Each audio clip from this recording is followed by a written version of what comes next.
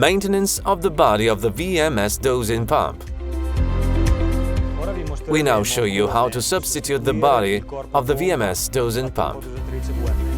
Firstly, you need to cut power. Using a screwdriver, remove the black buttons.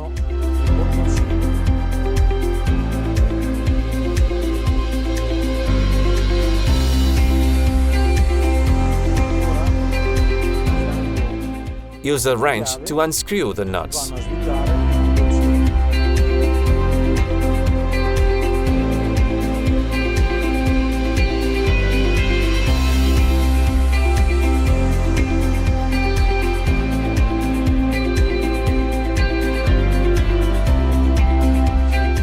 Substitute the body with a new one and install it in the same way.